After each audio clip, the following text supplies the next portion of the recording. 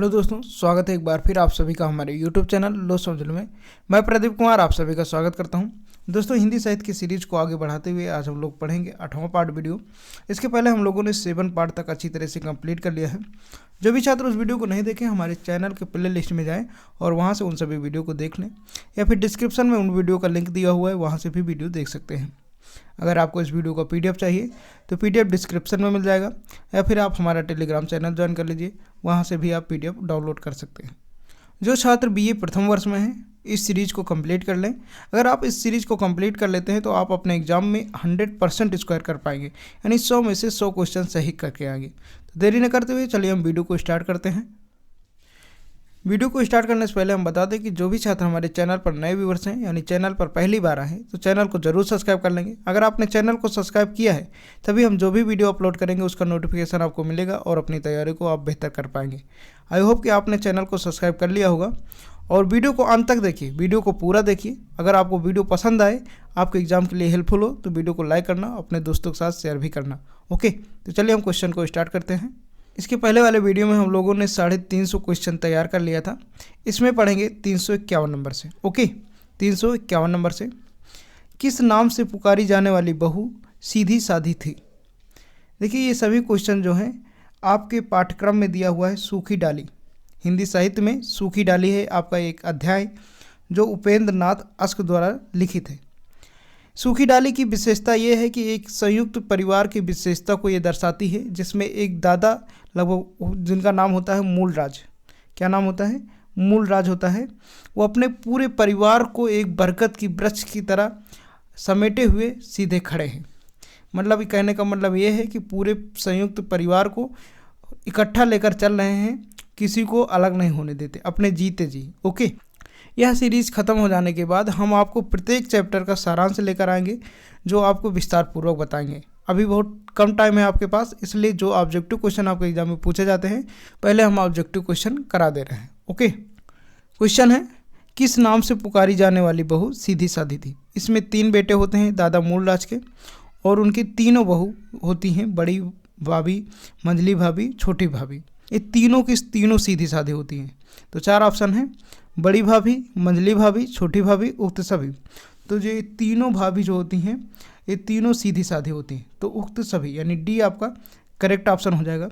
दादा मूलराज की जितनी भी बहुएं होती हैं सभी सीधी साधी होती हैं।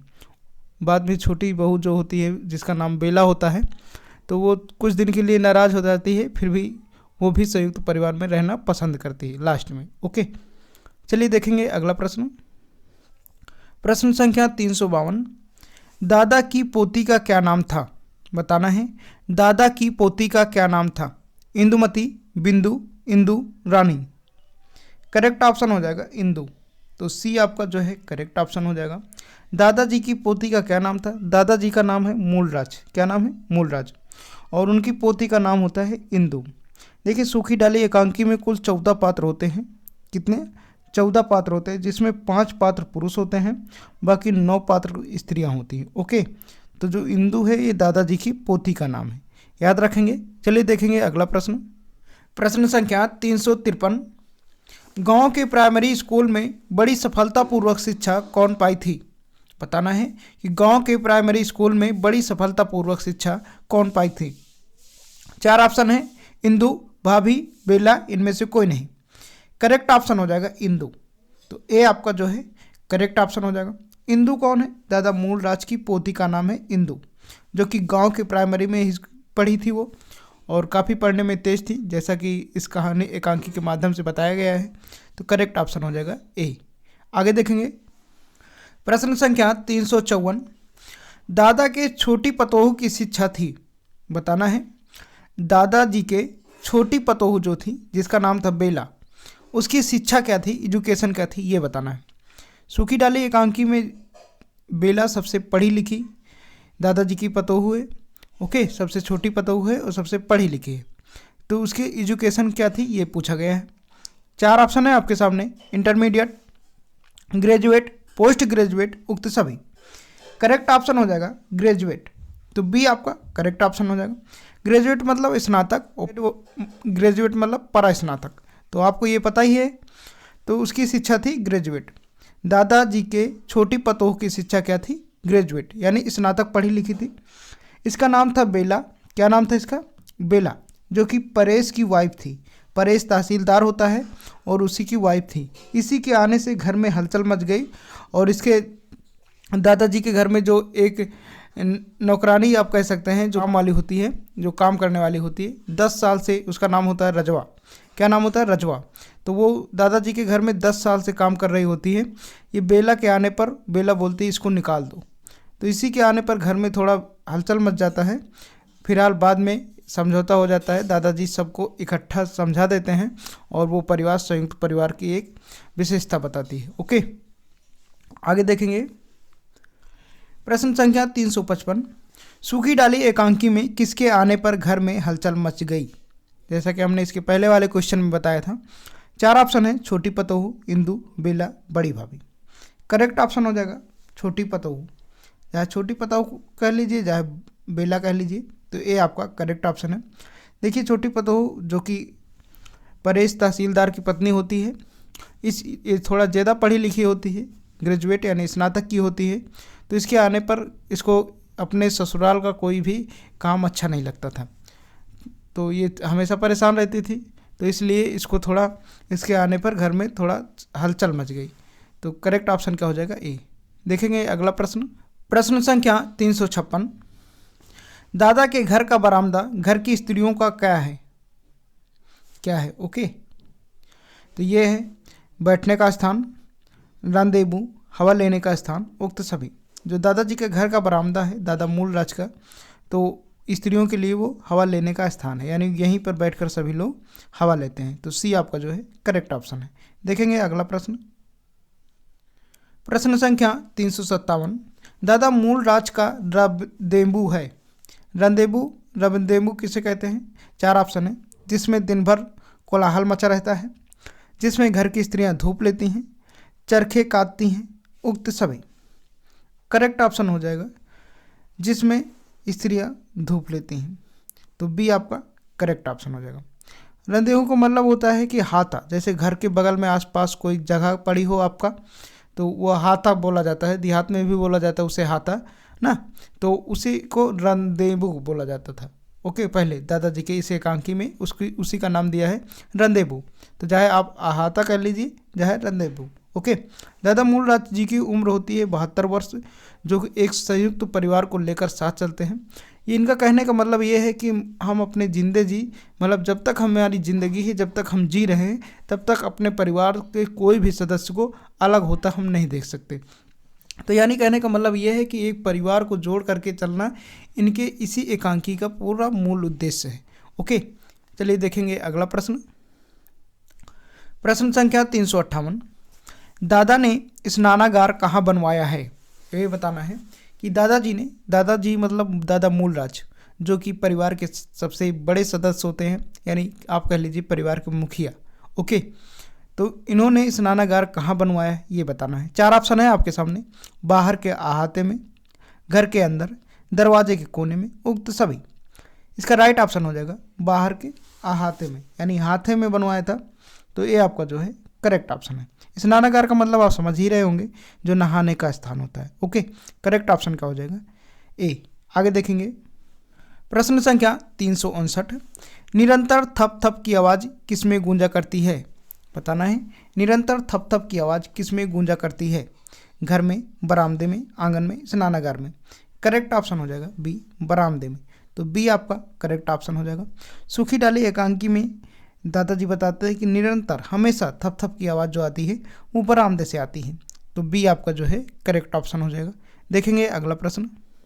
प्रश्न संख्या 360, रजुआ, कहीं कहीं आपको रजुआ भी देखने को मिलेगा, ये रजुआ नहीं रजुआ। ओके, रजुआ और भासी उपेंद्र नाथ अस के किस एकांकी के पात्र हैं? 4 ऑप्शन है, चरवाहे, पर्दा उठाओ, चमत्कार, सूखी डाली। जो आपके पाठ्यक्रम में है सूखी डाली, ये उपेंद्र नाथ अस्क द्वारा लिखी गई है। उसी में के पात्र हैं रजवा और भासी। ये दोनों दादा मूल राज के घर की नौकरानी आप कह लीजिए, या फिर जो काम वाली होती हैं वो हैं। दादाजी के घर में करीब ये 10 वर्षों से काम करती हैं रजवा और भासी। ओके, तो डी आपका करेक्ट ऑप्शन हो जाएगा। सूखी डाली के ये पात्र हैं जो कि उपेंद्र नाथ आस्क द्वारा लिखित हैं। देखेंगे अगला प्रश्न, प्रश्न संख्या 361, कौन सूखी डाली एकांकी का पात्र नहीं है? बताना है कौन सूखी डाली एकांकी का पात्र नहीं है। इंदु, भासी, राखी, परेश। करेक्ट ऑप्शन हो जाएगा राखी, सी आपका राइट ऑप्शन हो जाएगा। राखी जो है ये सूखी डाली एकांकी का पात्र नहीं है। सूखी डाली एकांकी में कुल कितने पात्र हैं? हमने बताया था 14 पात्र हैं, ओके, जिसमें से 5 पुरुष पात्र हैं और 9 स्त्री पात्र हैं। तो इंदु, भासी और परेश ये सब सूखी डाली के पात्र हैं। और सूखी डाली लिखी किसके द्वारा गई है? उपेंद्र नाथ आस्क, याद रखेंगे। तो सी आपका जो है करेक्ट ऑप्शन हो जाएगा। देखेंगे अगला प्रश्न। दोस्तों जैसे ही ये पूरा सीरीज खत्म हो जाएगा, जो सीरीज चल रही है, उसके बाद हम प्रत्येक चैप्टर जितने भी एकांकी हैं आपके बुक में, उन सभी एकांकी का विस्तार पूर्वक कहानी हम समझाएंगे कि इस एकांकी का उद्देश्य क्या है। तो इस सीरीज के ख़त्म होने के बाद 2 वीडियो और बचे हुए हैं। टोटल 10 पार्ट थे इसके, और 2 वीडियो इस समय और बचे हुए हैं। ये 8वां पार्ट वीडियो है जैसा कि। तो इसके जस्ट बाद हम उन सभी सीरीजों को और उन सभी एकांकियों को विस्तार पूर्वक समझाएंगे। और जो छात्र पढ़े हैं इस एकांकी को, उनको बेहतर तरीके से ये सारे क्वेश्चन आ रहे होंगे और एग्जाम में अच्छा परफॉर्मेंस कर पाएंगे। ओके, चलिए देखेंगे अगला प्रश्न। अगला प्रश्न हमारा 362 नंबर, सूखी डाली एकांकी में हुक्का पीने वाला पात्र कौन है? तो सभी को पता होगा हुक्का पीने वाला पात्र कौन हो सकता है। ओके, तो बताना है करेक्ट ऑप्शन क्या हो जाएगा। देखिए इसका करेक्ट ऑप्शन हो जाएगा दादा। दादा सबसे बड़े व्यक्ति हैं परिवार के। सूखी डाली एकांकी बहुत ही रोचक कहानी है जो एक परिवार को बांधे रखती है। अगर आप लोग पढ़ेंगे ना इस कहानी को, सूखी डाली, तो संयुक्त परिवार कैसे चलती है, इसकी व्यवस्था कैसे चलती है, वो आप दादा मूलराज जी से सीख जाएंगे। इसकी तुलना एक बरगद के वृक्ष से के समान की गई है। जैसे आपने बरगद का वृक्ष देखा होगा, हमारे यूपी में तो उसकी पूजा भी होती है बरगद की, है ना। तो बरगद के वृक्ष में आपने देखा होगा कि बहुत सारे टहनी आकर ज़मीन से जुड़ जाते हैं और बड़ा विशालकाय वृक्ष हो जाता है, और लेकिन वो टहनी हमेशा जुड़े होते हैं। तो उसी से तुलना इस परिवार से की गई है सूखी डाली एकांकी में, कि हमेशा दादा मूलराज जो सबसे बुजुर्ग व्यक्ति हैं, घर के सबसे बड़े सदस्य हैं, इनकी उम्र होती है 72 वर्ष, और उस परिवार को संयुक्त बनाए रखने का कार्य करते हैं। हालांकि विपत्तियां बहुत आती हैं, बहुत प्रकार के झगड़े होते हैं। इनकी जो छोटी बहू होती है जिसका नाम होता है बेला, वो ज़्यादा पढ़ी लिखी होती है। जब उसकी शादी हो जाए, इनका एक बेटा होता है वो तहसीलदार होता है। तो इस कहानी में वो ज़्यादा पढ़ी लिखी होती है, उसको अपने ससुराल के काम अच्छे नहीं लगते हैं। फिलहाल उसको भी बाद में समझ आ जाता है कि इस संयुक्त परिवार की व्यवस्था कितनी अच्छी हो सकती है। ओके, तो बाद में अपनी गलती मांगती है, और ऐसे ही ये कहानी बड़ी रोचक कहानी बन जाती है, जिसके विषय में हम इस सीरीज ख़त्म होने के बाद वीडियो अपलोड करेंगे। ओके, चलिए आगे देखते हैं। प्रश्न संख्या 363, मैं कहा करता हूँ ना बेटा कि एक बार वृक्ष से जो डाली टूट गई उसे लाख पानी दो, इनमें वो ताजगी ना आएगी। ये पंक्तियाँ किस एकांकी की हैं? 4 ऑप्शन हैं, टूटी डाली, सूखी बगिया, इनमें से कोई नहीं। करेक्ट ऑप्शन हो जाएगा सूखी डाली। आपके पाठ्यक्रम में क्या है? सूखी डाली। उसी में दादाजी कहते हैं कि मैं कहा करता हूँ ना बेटा कि एक बार वृक्ष से जो डाली टूट गई, इसे लाख पानी दो, इसमें वो ताजगी नहीं आएगी जो पहले थी। तो दादाजी के कहने का अर्थ ये है कि अगर कोई भी परिवार से एक सदस्य निकल गया तो फिर, या रूठ गया, तो उसको लाख समझाओ, फिर वो ताजगी नहीं आएगी, वो व्यवस्था नहीं बन पाएगा। तो ये सिस्टम है। इसीलिए दादाजी इस घर के संक्षिप्त, और इस कहानी का मूल उद्देश्य ही है कि संयुक्त परिवार की व्यवस्था को बनाए रखना और इसकी महत्व को समझाना। ओके, आगे देखेंगे। प्रश्न संख्या 364, परेश है, बताना है परेश कौन है। 4 ऑप्शन है, हमने बता दिया है। Naib tehsildar, collector, deputy collector. Correct option हो जाएगा नायब तहसीलदार। तो ये आपका करेक्ट ऑप्शन हो जाएगा। दादा मूलराज की सबसे छोटी पोते का नाम होता है परेश। ओके, और इसकी पत्नी का क्या नाम होता है? बेला। और परेश क्या होता है? नायब तहसीलदार होता है। और बेला जो होती है उस परिवार की सबसे पढ़ी लिखी पतोह होती है, ग्रेजुएट की होती है, स्नातक की होती है। हालांकि उसको शुरू में उसके घर के कार्य कुछ अनबन लगते हैं, एक समय ऐसा ऐसा आता है कि वो टूटी फूटी जो एड बेड होते हैं उसको निकाल कर फेंकने लगते हैं, लेकिन फिर बाद में जब दादाजी समझाते हैं और उसके सारी चीज़ें नई ला के देते हैं और बाद में उसको सारी संयुक्त परिवार की विशेषता बताते हैं तो वो मान जाती है और दादाजी से गलती मानती है। ओके, तो आगे देखेंगे इसी तरह प्रत्येक पॉइंट में हम कुछ समझेंगे कहानी को और बाद में इस सीरीज खत्म होने के बाद उसका पूरा वीडियो देखेंगे। आगे देखेंगे प्रश्न संख्या 365। अस्क जी एकांकी की कथा वस्तु का क्षेत्र है। अस्क जी मतलब उपेंद्र नाथ अस्क। 4 ऑप्शन है, पारिवारिक जीवन, राजनीतिक विसंगतियाँ, प्रेमजन्य कुठाएं, आर्थिक विषमता। करेक्ट ऑप्शन हो जाएगा पारिवारिक जीवन। तो अस्क जी यानी उपेंद्र नाथ अस्क जी की जितनी भी एकांकियाँ हैं ज़्यादातर पारिवारिक जीवन पर आधारित हैं, तो ए आपका करेक्ट ऑप्शन हो जाएगा। जैसा कि सूखी डाली जो है ये भी एक पारिवारिक जीवन पर आधारित है, तो ये आपका जो है राइट ऑप्शन हो जाएगा। चलिए देखेंगे अगला प्रश्न। प्रश्न संख्या 366। उपेंद्र नाथ अस्क का एकांकी संग्रह नहीं है। बताना है उपेंद्र नाथ अस्क का एकांकी संग्रह नहीं है। पर्दा उठाओ पर्दा गिराओ, चरवाहे, साहब को, आदमी युग। करेक्ट ऑप्शन हो जाएगा डी आदमी युग। नहीं है बाकी ये सभी चीज़ें जैसे पर्दा उठाओ पर्दा गिराओ, चरवाहे, साहब को, ये सभी उपेंद्र नाथ अस्क जी की एकांकी हैं। आदिम युग ये एकांकी नहीं है, याद रखेंगे। और भी इनके बहुत सारे एकांकियां हैं जैसे स्त्री का हृदय, धूप शिखा, 3 नाटक, बहुत सारी इनकी एकांकियां हैं। ओके, आदिम युग किसकी है? उदय शंकर भट्ट की है। किसकी है?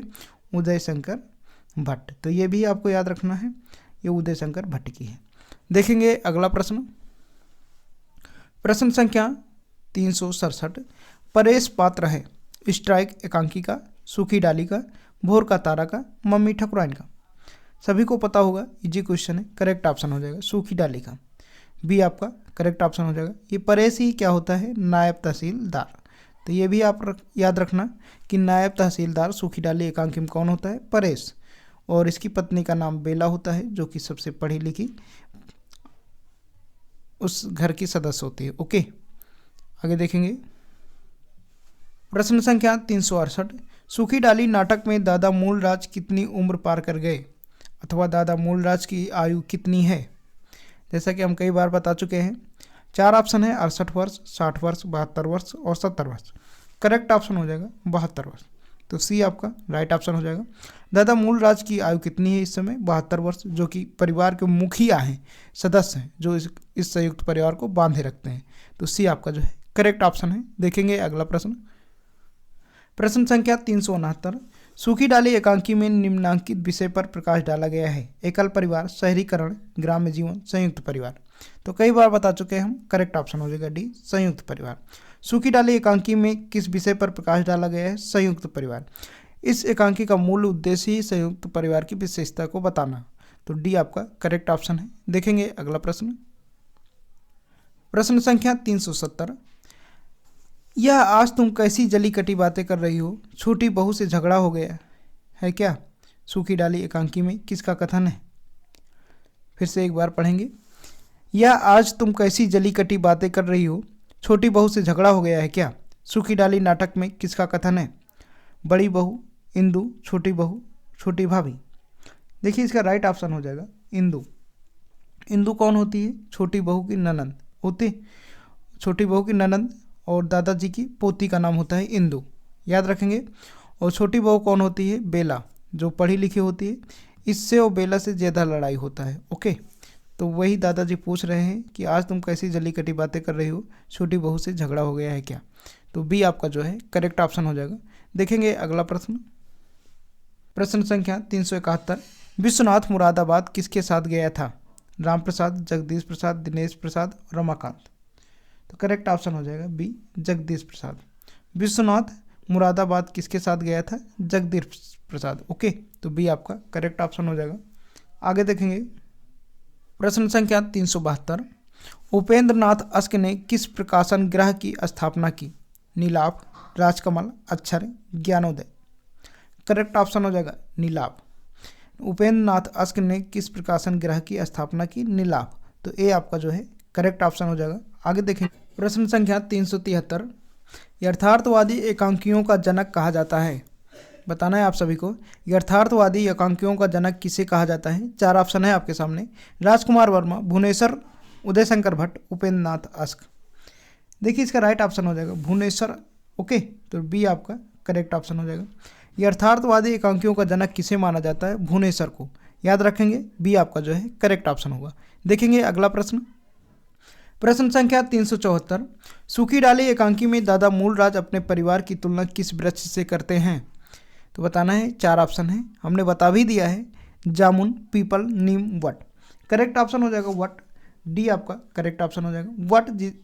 इसको बरगद भी बोला जाता है, बरगद भी बोला जाता है, या कहीं कहीं आपको वट देखने को मिलेगा। ओके, काफ़ी विशाल वृक्ष होता है इसका और बहुत सारे टहनी निकलते हैं। तो अपने परिवार की तुलना इस वट वृक्ष से करते हैं। जिस प्रकार वट वृक्ष काफ़ी पुराना हो जाता है और अपनी सारी शाखाओं को समेट कर रखता है और काफ़ी लंबे, इसका देखेंगे आप कहीं कहीं वट वृक्ष तो बहुत बड़े बड़े आपको देखने को मिलेंगे, है ना। तो ये एक संयुक्त परिवार की तुलना करते हैं इस वट वृक्ष से दादा मूलराज, जो उस परिवार के मुखिया होते हैं। इनकी आयु कितनी होती है? 72 वर्ष। ओके, तो ये पॉइंट को आप याद रखेंगे। देखेंगे अगला प्रश्न। प्रश्न संख्या 375। सूखी डाली शीर्षक इनमें से किस कोटि का है? बताना है, सूखी डाली जो शीर्षक है इसमें से किस कोटि का है? 4 ऑप्शन है। बिंबात्मक, भावात्मक, प्रतीकात्मक, इनमें से कोई नहीं। करेक्ट ऑप्शन हो जाएगा प्रतीकात्मक। तो सी आपका करेक्ट ऑप्शन हो जाएगा। आगे देखेंगे प्रश्न संख्या 376। सूखी डाली किस प्रकार के परिवार का समर्थन करती है? सभी को पता होगा सूखी डाली किस प्रकार के परिवार का समर्थन करती है। एकल परिवार, विखंडित परिवार, संयुक्त परिवार, इनमें से कोई नहीं। करेक्ट ऑप्शन हो जाएगा संयुक्त परिवार। तो सी आपका करेक्ट ऑप्शन हो जाएगा। सूखी डाली लिखी किसके द्वारा गई? उपेंद्र नाथ आस्के के द्वारा, जो कि संयुक्त परिवार की विशेषता को दर्शाती है। तो सी आपका जो है करेक्ट ऑप्शन होगा। देखेंगे अगला प्रश्न। प्रश्न संख्या 377। निम्नलिखित अवतरण का संदर्भ बताइए। इसको दिया हुआ है और इसका संदर्भ यानी संक्षेप में बताना इसका अर्थ क्या हो सकता है। देखिए, हल्की सी खरोंच भी यदि उस पर तत्काल दवाई न लगा दी जाए बढ़कर एक घाव बन जाती है और वही घाव नसूर हो जाता है। फिर लाख मरहम लगाओ, मरहम मतलब होता है दवा, तो लाख मरहम लगाओ ठीक नहीं होता है। दादाजी का कहने का मतलब ये है कि अगर हल्की सी खरोंच लग जाए, खरोंच मतलब चोट कहीं लग जाए और उसका तत्काल इलाज न किया जाए तो वो बढ़ करके एक घाव बन जाता है और फिर उस घाव इतना बड़ा हो जाता है कि उसका बहुत इलाज कराने के बाद भी वो घाव ठीक नहीं होता है। तो ये हमने आपको देहाती भाषा में बता दिया, इसका अर्थ समझ गए होंगे आप लोग, है ना। तो इसका कहने का मतलब यही है कि अगर आपके परिवार में या आपके शरीर में छोटा सा भी घाव होता है या छोटी सी भी कुछ खरोच आती है तो उसका तत्काल इलाज या तत्काल समस्या का हल ढूंढना चाहिए, है ना। तो करेक्ट ऑप्शन क्या हो जाएगा? 4 ऑप्शन है। दादा सूखी डाली, शेखर भोर का तारा, पुरुष स्ट्राइक, टिकट बाबू, मम्मी ठकुराइन। करेक्ट ऑप्शन हो जाएगा ए, दादा सूखी डाली। सूखी डाली में दादाजी इस संदर्भ को कहते हैं। तो करेक्ट ऑप्शन क्या हो जाएगा? ए। चलिए देखेंगे अगला प्रश्न। प्रश्न संख्या 378। आपके पाठ्यक्रम में ऐसी कौन सी एकांकी है जिसमें पात्रों के नाम की जगह स्त्री, पुरुष, युवक का प्रयोग किया गया है? ये क्वेश्चन हमने पहले भी बता दिया है ना, तो आपको पता ही होगा। 4 ऑप्शन है। सीमा रेखा, ताजमहल के आंसू, स्ट्राइक, बादल की मृत्यु। करेक्ट ऑप्शन हो जाएगा स्ट्राइक, जो कि भुवनेश्वर प्रसाद द्वारा लिखित है। तो सी आपका करेक्ट ऑप्शन हो जाएगा। ओके, देखेंगे अगला प्रश्न। प्रश्न संख्या 379। सीमा रेखा एकांकी के लेखक कौन है? बताना है, सीमा रेखा एकांकी के लेखक कौन है? विष्णु प्रभाकर, डॉक्टर रामकुमार वर्मा, लक्ष्मी नारायण लाल, भुवनेश्वर। तो सभी को पता होगा, हमने कई बार बताया भी दिया है और इसके सारे क्वेश्चन भी करा दिए हैं। तो करेक्ट ऑप्शन हो जाएगा विष्णु प्रभाकर। तो ये आपका करेक्ट ऑप्शन हो जाएगा सीमा रेखा। ओके, बहुत ही अच्छी एकांकी है ये। अगर आपने सीमा रेखा पढ़ा होगा तो बहुत ही अच्छी एकांकी है, जो कि हम आपको बताएंगे इस वीडियो में धीरे धीरे करके। आगे देखेंगे प्रश्न संख्या 380। सीमा रेखा एकांकी के पात्र हैं। बताना है, सीमा रेखा एकांकी के पात्र हैं। आपके पाठ्यक्रम में एक चैप्टर है सीमा रेखा, है ना। क्या है? सीमा रेखा, जो कि विष्णु प्रभाकर द्वारा लिखी गई है। बहुत अच्छी एकांकी है जो अपने अपने कर्तव्यों को निर्वहन करते हैं। ओके, तो इसमें ये आपसे पूछा गया है कि सीमा रेखा एकांकी के पात्र हैं। तो तारा दिया है, उमा दिया है, सविता और उक्त सभी। करेक्ट ऑप्शन हो जाएगा डी, उक्त सभी। ये सभी पात्र सीमा रेखा एकांकी के हैं। ओके, सीमा रेखा एकांकी जो है ये एक भाइयों के बीच की कहानी है। एक 4 भाई होते हैं इसमें, लक्ष्मी चंद्र, शरद चंद्र, सुभाष चंद्र, विजय, जिनका अपना अलग अलग पेशा होता है। एक भाई जो होता है लक्ष्मी चंद्र होता है, वो व्यापारी होता है। दूसरा भाई शरद चंद्र होता है, वो सरकार का मंत्री होता है। और तीसरा भाई जो सुभाष होता है, वो विपक्षी दल का नेता होता है। और चौथा भाई जो विजय होता है, ये पुलिस में कप्तान होता है। तो चारों भाई का अपना अलग अलग पेशा होता है और अपने अपने पेशे पर ये लोग दृढ़ रहते हैं। तो इसी की ये कहानी है, बहुत अच्छी कहानी है, बहुत अच्छी एकांकी विष्णु प्रभाकर द्वारा लिखी गई है ये। जैसा कि इस सीरीज़ ख़त्म होने के बाद हम जितनी भी सारी एकांकियाँ हैं आपके बुक में, उसको विस्तार पूर्वक समझाएंगे। बहुत मज़ा आएगा और बहुत अच्छे से आप समझ पाएंगे। ओके, चलिए, और जो भी क्वेश्चन आ रहे हैं उसमें से हम थोड़ा थोड़ा इस कहानी के विषय में बताते चलेंगे, और लास्ट में जब ये सारे वीडियो आएंगे हमारे, तो आपको बेहतर तरीके से समझ में आएगा। चलिए देखेंगे अगला प्रश्न। प्रश्न संख्या 381। सीमा रेखा एकांकी में शरद चंद्र की पत्नी का क्या नाम है? 4 भाई होते हैं, जैसा कि हमने बताया, लक्ष्मी चंद्र, शरद चंद्र, सुभाष चंद्र और विजय। तो इसमें पूछा गया है सीमा रेखा एकांकी में शरद चंद्र की पत्नी का क्या नाम है। 4 ऑप्शन है, तारा, अन्नपूर्णा, सविता, उमा। करेक्ट ऑप्शन हो जाएगा अन्नपूर्णा। तो बी आपका करेक्ट ऑप्शन हो जाएगा। क्या नाम है शरद चंद्र की पत्नी का? अन्नपूर्णा। ओके, लक्ष्मी चंद्र की पत्नी का नाम होता है तारा, है ना, और पुत्र का नाम होता है अरविंद।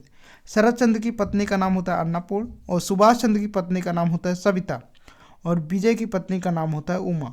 तो ये भी याद रखना। आगे देखेंगे प्रश्न संख्या 382। विष्णु प्रभाकर का जन्म कहाँ हुआ था? बताना है। विष्णु प्रभाकर जिन्होंने सीमा रेखा लिखा है, इनका जन्म कहाँ हुआ था ये पूछा जा रहा है। 4 ऑप्शन है, मुजफ्फरनगर, सहारनपुर, गोरखपुर, कानपुर। ये सभी यूपी में है, आपको पता ही है। तो करेक्ट ऑप्शन हो जाएगा मुजफ्फरपुर। तो ए आपका करेक्ट ऑप्शन हो जाएगा, ए आपका राइट ऑप्शन हो जाएगा। विष्णु प्रभाकर का जन्म 21 जून 1912 में कब हुआ था? 21 जून 1912 ईस्वी में उत्तर प्रदेश के मुजफ्फरपुर ज़िले में एक गांव है मीरापुर, उस गांव का नाम है मीरापुर, उसी गांव में हुआ था मुजफ्फरपुर ज़िले में। ओके, तो ये आपका जो है राइट ऑप्शन हो जाएगा। देखेंगे अगला प्रश्न। प्रश्न संख्या 383। लक्ष्मी चंद्र का कार्य क्या है, या लक्ष्मी चंद्र क्या कार्य करते थे? तो हमने सबका अलग अलग कार्य भी बताया है, आपको याद होगा। अध्यापक, नेतागिरी, व्यापारी, पुलिस कप्तान। तो लक्ष्मी चंद्र जो थे वो एक व्यापारी थे। क्या थे? व्यापारी थे। सी आपका करेक्ट ऑप्शन हो जाएगा। पुलिस कप्तान कौन था? विजय था। तो ये भी आप याद रखना, पुलिस कप्तान कौन था? विजय। आगे देखेंगे प्रश्न संख्या 384। सविता किसकी पत्नी थी? बताना है, सविता किसकी पत्नी थी? 4 ऑप्शन है, विजय, सुभाष की, शरद की, इनमें से कोई नहीं। करेक्ट ऑप्शन हो जाएगा आपका सुभाष की। तो बी आपका करेक्ट ऑप्शन हो जाएगा। सविता किसकी पत्नी थी? सुभाष की। और शरद चंद्र की पत्नी का क्या नाम था? हमने बताया था अन्नपूर्णा। तो वो भी याद रखेंगे और ये भी। आगे देखेंगे प्रश्न संख्या 385। भीड़ ने निम्न में से किसे कुचलकर मार डाला? सुभाष, अरविंद, विजय, और ए और सी दोनों। करेक्ट ऑप्शन हो जाएगा ए और सी दोनों। विजय क्या होता है? विजय होता है पुलिस कप्तान, और सुभाष क्या होता है? विपक्षी दल का नेता। ये दोनों एक जो जनता की भीड़ चल रही होती है, तो विजय इस पर एक बार गोली चलवा देता है, जिसमें बहुत सारे लोग मारे जाते हैं। फिर बाद में भीड़ जब खूब काफ़ी भीड़ हो जाती है और जनता इनको घेर लेती है, तो इनको दया में आ जाती है कि अब हम गोली नहीं चलाएंगे। जब ये लोग गोली नहीं चलाते हैं तो वो जनता इनको इतना मार देती है, उनसे पैरों तले कुचल कर मर जाते हैं ये सारे लोग। कौन कौन? विजय और सुभाष। आगे देखेंगे प्रश्न संख्या 386। किसने बताया कि विजय ने गोली चलाने से इनकार कर दिया? जैसा कि हमने बताया कि गोली चलाने से विजय इनकार कर दिया था। पहली बार तो गोली चली थी जिसमें काफ़ी लोग मारे गए थे, लेकिन दोबारा में गोली चलाने से विजय इनकार कर दिया। लक्ष्मी चंद्र ने, सुभाष ने, शरद ने, उनमें से कोई नहीं। करेक्ट ऑप्शन हो जाएगा शरद चंद्र ने। ओके, करेक्ट ऑप्शन हो जाएगा सी, शरद चंद्र ने। शरद चंद्र ने बताया कि विजय ने गोली चलाने से इनकार कर दिया था। तो सी आपका करेक्ट ऑप्शन है। आगे देखेंगे प्रश्न संख्या 387, सुभाष गोलीकांड का विरोध करता है क्योंकि उसे अराजकता पसंद है, उसका पुलिस तंत्र पर विश्वास नहीं है, वह विरोधी दल का नेता है, जनतंत्र में सरकार को गोली के सहारे शासन करने का अधिकार नहीं है। करेक्ट ऑप्शन हो जाएगा डी। ओके, तो डी आपका करेक्ट ऑप्शन हो जाएगा। सुभाष जो होता है, सुभाष कौन है? विपक्षी दल का नेता। ये गोली का विरोध करता है। उसने ये इसको सही ठहराया कि विजय जो गोली नहीं चलाया वो सही किया। उसने ये बताया कि जनतंत्र, लोकतंत्र, जैसा कि पूरे देश में, भारत देश में क्या चल रहा है? लोकतंत्र, गणतंत्र, यानी जनता का राज है ना। तो ये लोकतंत्र है, अपनी मांगों को आप रख सकते हैं। तो उसने बताया कि जनतंत्र में सरकार को गोली के सहारे शासन करने का अधिकार नहीं है ना। उसको समझाया जा सकता है पर उस पर गोली नहीं चलाई जा सकती। तो उसने इसको सही ठहराया और इसका विरोध किया है। ओके, करेक्ट ऑप्शन क्या हो जाएगा? डी। आगे देखेंगे प्रश्न संख्या 388, विष्णु प्रभाकर का जन्म किस गांव में हुआ? जैसा कि हमने बता दिया है, कहाँ हुआ था? मीरनपुर, जामपुर, भीरपुर, राजापुर। करेक्ट ऑप्शन हो जाएगा मीरनपुर। कहीं कहीं मीरनपुर दिया होगा, कहीं कहीं मीरापुर दिया होगा, तो दोनों करेक्ट ऑप्शन हो जाएगा। ए आपका राइट ऑप्शन हो जाएगा। कब हुआ था? 21 जून 1912 को। कब हुआ था? 21 जून 1912 को, मुजफ्फरपुर जिले, जो कि उत्तर प्रदेश में है। ओके, याद रखेंगे। आगे देखेंगे प्रश्न संख्या 389, विष्णु प्रभाकर का जन्म किस प्रदेश में हुआ था? बताना है। विष्णु प्रभाकर का जन्म किस प्रदेश में हुआ था? मध्य प्रदेश, उत्तर प्रदेश, आंध्र प्रदेश, इसमें से कोई नहीं। करेक्ट ऑप्शन हो जाएगा उत्तर प्रदेश। किस प्रदेश में हुआ था? उत्तर प्रदेश। तो बी आपका करेक्ट ऑप्शन हो जाएगा। आगे देखेंगे प्रश्न संख्या 390, प्रभाकर जी ने कब से एकांकी लेखन प्रारंभ किया? बताना है। 4 ऑप्शन है। 1937 से, 1938 से, 1950 से, 1940 से। इंपॉर्टेंट क्वेश्चन है, इसको याद रखेंगे, बहुत बार पूछा गया है। प्रभाकर जी ने 1937 से अपना एकांकी लेखन कार्य प्रारंभ किया, तो याद रखेंगे 1937, याद रखेंगे। चलिए देखते हैं अगला प्रश्न। प्रश्न संख्या 391, सीमा रेखा नाटक में विजय कौन है? पुलिस वर्दी में तीसरे भाई, पुलिस कप्तान, ए और बी दोनों, इनमें से कोई नहीं। करेक्ट ऑप्शन हो जाएगा ए और बी दोनों। पुलिस वर्दी में तीसरे भाई विजय और पुलिस कप्तान भी है, तो बी आपका, ए और बी दोनों करेक्ट है, यानी सी आपका करेक्ट ऑप्शन हो जाएगा। आगे देखेंगे प्रश्न संख्या 392, सीमा रेखा एकांकी में तारा है कैप्टन विजय की पत्नी, लक्ष्मी चंद्र की पत्नी, सुभाष चंद्र की पत्नी, शरद चंद्र की पत्नी। तो सभी की पत्नियों का नाम हम बता दिए हैं, है ना। तो आपको याद ही होगा, तो बताइए फटाफट क्या हो जाएगा इसका आंसर। देखिए करेक्ट ऑप्शन हो जाएगा बी, लक्ष्मी चंद्र की पत्नी। तो बी आपका करेक्ट ऑप्शन हो जाएगा, है ना। सीमा रेखा एकांकी में तारा किसका नाम है? लक्ष्मी चंद्र की पत्नी। आगे देखेंगे सीमा रेखा एकांकी किस परिवार की जटिलतम मानसिकता का परिचय है? व्यापारी परिवार, शिक्षित परिवार, ए और बी दोनों, इनमें से कोई नहीं। देखिए इसका राइट ऑप्शन हो जाएगा सी, शिक्षित परिवार और व्यापारी परिवार दोनों। तो सी आपका जो है करेक्ट ऑप्शन हो जाएगा, है ना। तो राइट ऑप्शन क्या हो जाएगा? सी। आगे देखेंगे प्रश्न संख्या 394, गोलीबारी की किसने निंदा की है? शरद, सुभाष, लक्ष्मी, ए और बी दोनों। देखिए इसका राइट ऑप्शन हो जाएगा डी, ए और बी दोनों, शरद और सुभाष चंद्र। ओके, तो दोनों ने गोलीबारी की निंदा की है कि गोली नहीं चलाना चाहिए, बहुत सारे लोग मर गए, कुछ घायल भी हो गए। तो डी आपका करेक्ट ऑप्शन हो जाएगा। आगे देखेंगे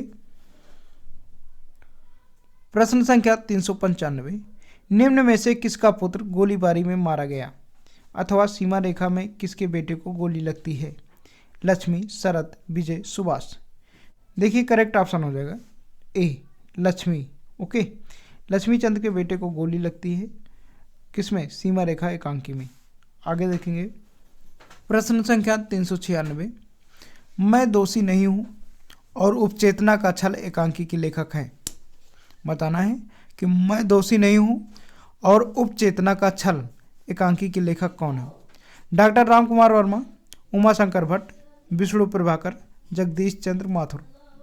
करेक्ट ऑप्शन हो जाएगा सी, विष्णु प्रभाकर। मैं दोषी नहीं हूँ उपचेतना किसने लिखा? विष्णु प्रभाकर। उपचेतना का छल और मैं दोषी नहीं हूँ।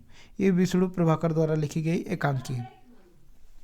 विष्णु प्रभाकर जी ने बहुत सारे एकांकियाँ लिखी हैं और बहुत सारे प्रकार के लिखी हैं, जैसे सामाजिक एकांकी, मनोवैज्ञानिक एकांकी, पौराणिक ऐतिहासिक एकांकी और राष्ट्रीय चेतना युक्त एकांकी। तो ये जो आप पढ़ रहे हैं मैं दोषी नहीं हूँ और उपचेतना का छल, ये जो है ये मनोवैज्ञानिक एकांकी है। ओके, तो याद रखेंगे सी आपका करेक्ट ऑप्शन है। प्रश्न संख्या 397, आपके पाठ्यक्रम में कौन सी एकांकी चार भाइयों के स्वार्थों की टकराहट द्वारा आज के समाज का यथार्थ प्रस्तुत करती है? चार ऑप्शन है, नए मेहमान, सीमा रेखा, सूखी डाली, स्ट्राइक। करेक्ट ऑप्शन हो जाएगा सीमा रेखा, जिसमें चार भाई हैं, है ना, तो करेक्ट ऑप्शन हो जाएगा बी। आगे देखेंगे 398, एकांकियों व इनकी कोटि को सुमेलित कीजिए। तो इसमें एकांकी, इस साइड में एकांकी दी हुई है और इनकी कोटि क्या है ये बताना है, किस प्रकार की एकांकी है। भोर का तारा कैसा एकांकी है? देखिए भोर का तारा जो है एक राष्ट्रीयता परक एकांकी है। कैसा है एकांकी? राष्ट्रीयता परक। मम्मी ठाकुरान कैसा एकांकी है? एक सामाजिक एकांकी है। कैसा है? एक सामाजिक एकांकी है। और सूखी डाली की बात करें तो सूखी डाली जो है एक मनोविश्लेषणात्मक एकांकी है। कैसा है? मनोविश्लेषणात्मक एकांकी है। और ये औरंगजेब की आखिरी रात कैसा है? एक ऐतिहासिक एकांकी है ना। औरंगजेब का नाम कहाँ है? इतिहास में है। और मम्मी ठाकुराइन जो एक परिवार से संबंधित होते हैं, ये एक सामाजिक एकांकी है। तो ऐसे मिलान होगा। फिर से एक बार हम सही से मिला दे रहे हैं, है ना, तो आप समझ जाएंगे। भोर का तारा का कहाँ मिलाएंगे? राष्ट्रीय परक। तो खा को मिलाएंगे। मम्मी ठाकुराइन को कहाँ मिलाएंगे? सामाजिक। सूखी डाली को कहाँ मिलाएंगे? घा से मिलाएंगे। और औरंगजेब की आखिरी रात को कहाँ से मिलाएंगे? का से। तो ऐसे क्वेश्चन आपके एग्जाम में पूछे जाते हैं। ओके, आगे देखेंगे 399, विष्णु प्रभाकर को इनमें से कौन सा पुरस्कार नहीं मिला? बताना है। एक पाल्बो नेरुदा सम्मान, हिंदी अकादमी का साल का सम्मान, मूर्ति देवी सम्मान, भारत रत्न। तो विष्णु प्रभाकर को भारत रत्न नहीं दिया गया था, बाकी सारे सम्मान मिल चुके थे। तो करेक्ट ऑप्शन क्या हो जाएगा? डी। आगे देखेंगे क्वेश्चन नंबर 400, निम्नलिखित में से कौन सी विष्णु प्रभाकर द्वारा रचित नहीं है? सीमा रेखा, मीना कहाँ है, कोणार्क, नहीं नहीं नहीं। देखिए इसका राइट ऑप्शन हो जाएगा डी, नहीं नहीं नहीं। तो निम्नलिखित में से कौन सी विष्णु प्रभाकर द्वारा रचित नहीं है? नहीं नहीं नहीं। विष्णु प्रभाकर के जैसा कि हमने बताया कि इन्होंने बहुत सारी एकांकियाँ लिखी, जैसे इंसान, प्रतिशोध, चंद्रकिरण, श्वेत अंधकार, है ना, मैं दोषी नहीं हूँ, विषम रेखा, झांसी की रानी आदि बहुत सारी इन्होंने एकांकियाँ लिखी हैं। और इसमें से कौन सी नहीं है? नहीं नहीं नहीं। तो डी आपका करेक्ट ऑप्शन हो जाएगा। तो दोस्तों कैसा लगा ये वीडियो कमेंट बॉक्स में आप ज़रूर बताना। अगर थोड़ी सी भी हेल्प मिली हो इस वीडियो से तो वीडियो को लाइक करके जाना, है ना, और अपने दोस्तों के साथ शेयर करना ना भूला करें। और उनको थोड़ा आप लोग शेयर कर देते हैं तो उनको भी इस वीडियो से हेल्प मिल जाती है। तो चलिए मिलते हैं अगले वीडियो में, तब तक के लिए जय हिंद, वंदे मातरम।